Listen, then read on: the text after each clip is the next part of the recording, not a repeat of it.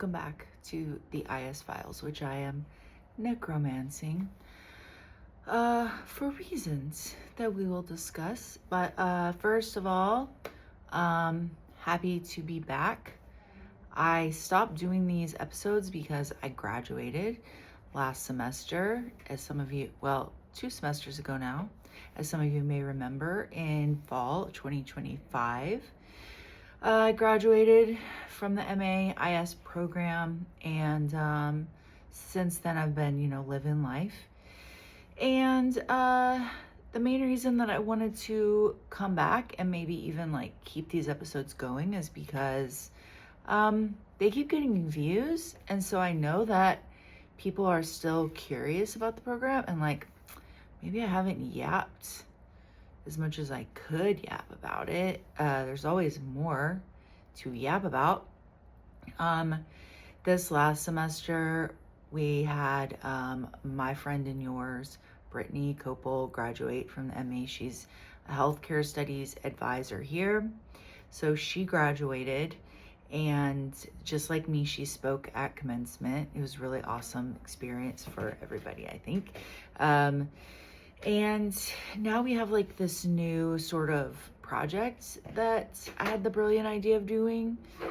And I don't know how brilliant it was, but so I was like, you know what we need for the School of IS, and really sort of under the care and feeding of the MA in particular, is an academic journal where we can print, and I mean print, because some of you know, if you've listened to my videos before that, my background is in print and editorial. So I was like, what if we had a print journal and we could have it come out once a year, and it's beautiful, and students and faculty and staff and alumni, whoever, can see their work in print. And the only real criterion for the pieces that we're asking everyone to submit, including you, is that they be interdisciplinary in some way, which is very broad, right? It's a very flexible sort of standard. You can sort of be really creative with how you define and express interdisciplinarity. And so we're looking for academic work and creative work. So it can be a paper that you wrote for a class, a thesis, or research project. It can have a quantitative component or not on the academic side. And for those submitting more academic work, you'll be working with Dr. Hammonds as your editor, who's the program head. And then if you are submitting more creative work, whether it is poetry, short fiction, creative nonfiction, a video essay, illustration, animation, digital art, installation piece, and for these types of multimedia or mixed media or installations or visual stuff, you can submit images. We will, if it's a digital art with there's a URL you can submit. What we would basically do with these types of pieces is we would print some type of written piece that you've come up with to talk about your process and just speak about your work, and then we would have the QR codes. People can then go view it, as well as photos of it or screen grabs if that's appropriate. So it's extremely flexible, and we have because we're making this up as we go along, we have a lot of creative freedom in the way that we present your work, and of course we would be really open to you having ideas about that. So the deadline for submission is June 18th. I'm also willing to work on an individual basis. If you're like, I need an extra week beyond that, I could probably work with that. We are looking for anyone affiliated with UTD. And if you're not affiliated with UTD, but you're collaborating with someone who is, then that's fine too. If you're not sure if your work qualifies, you can always email me. I'm leaving links in the description box to the submission portal, which includes like eligibility requirements and submission guidelines and everything. And, my email address in case you have specific questions. But most of the questions I've gotten, my answer has been like, yeah, submit that. Because, even if I'm like, I don't know, I would still like to look at it, right? And so the way that we will select everything is with the review. We have a selection review committee that's made up of me and 3 faculty members. And then we would just like review and just like look holistically at each submission and decide what gets in. There would also be an editorial process that you would be working with either myself or Kyle, or Dr. Hammonds on preparing your piece for publication. We also accept multiple submissions. So if you're like, I have these 3 things, I don't know which one to submit, or I have these 2 things, they're very different, by all means submit them. And there's not really a limit on how many pieces per artist or writer that we can include, because again, it's ours and we will do what we want. I am probably going to submit like 2 to 3 things. We don't know yet how long it's going to be. We hope to publish it in December. It may end up being published in the spring, but December is our goal. And you will receive a complimentary copy of it if your work is included.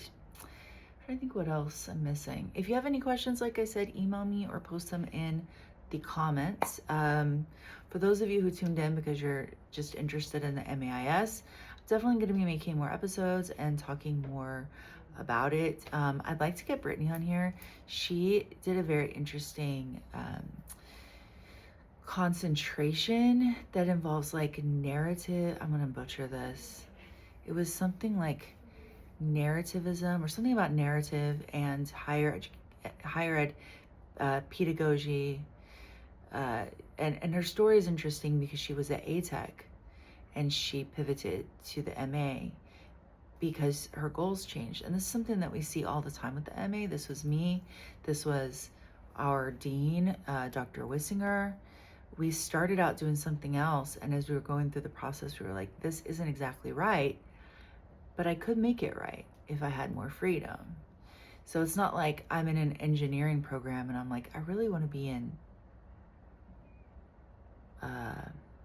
marketing, random, or I'm in marketing, but I really want to be in computer science, or I'm in visual arts program, but what I really want to do is math, because that really happens. What usually happens is you're like, I just wish that I could personalize this. And that was me with marketing. Like I took like 4 semesters of marketing and I learned a lot, and I was like, but I'm really missing the communication side, the writing side, the more qualitative side, the more creative side.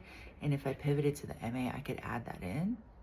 So that's what I did. And with Brittany, she kind of realized like she was doing ATech and she wanted to do something with like, I forget, but then she was like, but I really actually like being in higher ed and being in advising and working with students.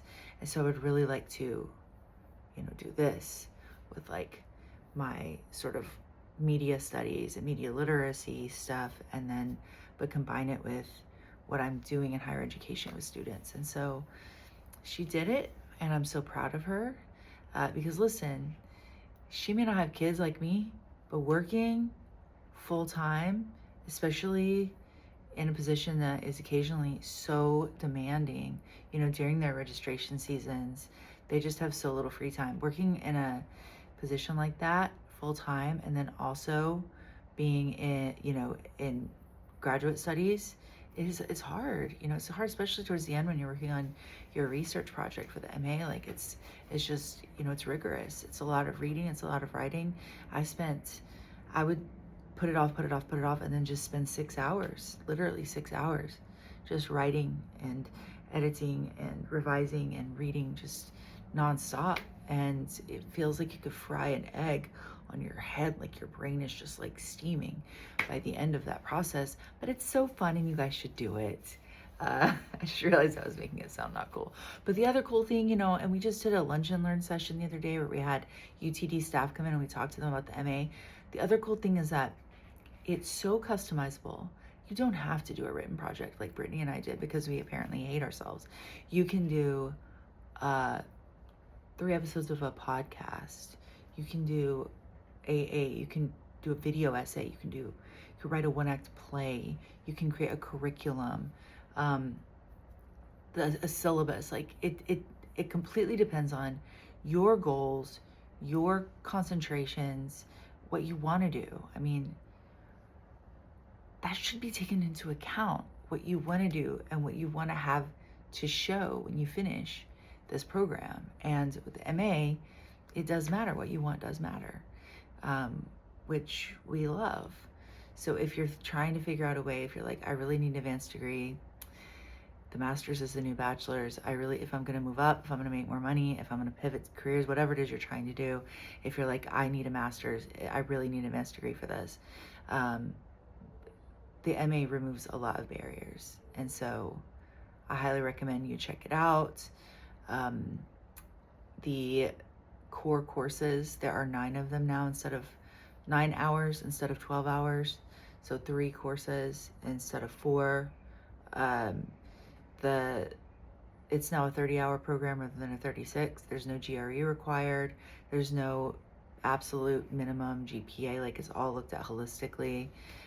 So for example, if they looked at my cumulative GPA, I wouldn't have gotten in if there was a minimum cap, because my GPA from the late 90s, early 2000s at Richland, trash. I dropped out of college like 3 times. So they're looking at the big picture, you know? So there's a lot of things to recommend the MA, and I hope you'll check it out. This video is really long. I'm gonna stop. I will see you in like probably a couple weeks, and we'll talk about something else. But thank you for tuning in. Please submit to PRISM, our academic journal. I'm gonna put the link in the description box. Even if you think it's not right for you, just check it out. You might get inspired and be like, this is a really cool chance for me to go through the submission and editorial process and see my work in print. We would love to have you. And I will see you guys next time. Bye.